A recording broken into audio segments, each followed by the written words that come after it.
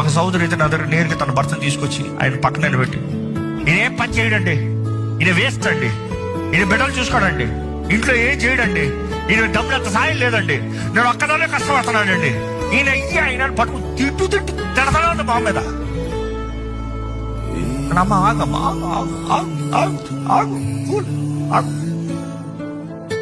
అయ్యా మీరు ఎప్పుడు పని చేయలేదా?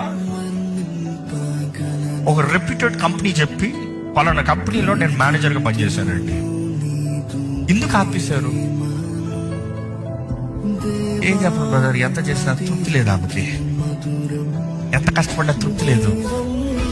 అన్ని విధానాల్లో అన్ని ప్రయత్నాలు చేసి చూసేసా, ఏం చేస్తే సంతోషపడుతుందో అన్ని చేసి చూసినా, ఏం చేసినా సంతోషం లేదు. అన్నిట్లో చదువుడు తిట్లే, ఇప్పుడు చూస్తున్నారు కదా ఇదే తిట్లే, ఏం చేసినా తృప్తి లేదు, ఇంకా కష్టపడి కూడా వ్యర్థమే కదా అని చెప్పి బండ్ అయిపోయిన బ్రదర్, బండ్ అయిపోయిన. గౌరవం లేదు, బయటికి అంత గౌరవం ఉంది, ఇంట్లో గౌరవం లేదు.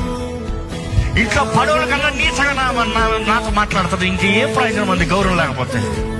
దయచేసి ఇక్కడ ఉన్న భార్యలందరూ చెప్తున్నాడు, ఒక పురుషుడికి కావాల్సిన నెంబర్ 1 ఏంటి తెలుసా? సెక్స్ కాదు, గౌరవం. సర్వే తెలియజేస్తుంది, ఎంతో మంది అక్రమ సంబంధాలు పెట్టుకోవడానికి కారణం ఏంటో చూసినప్పుడు కూడా భార్యలు భర్తని గౌరవించకపోతే ఇంకొక స్త్రీ దగ్గరికి వెళ్తాడట. గౌరవం చాలా ముఖ్యం.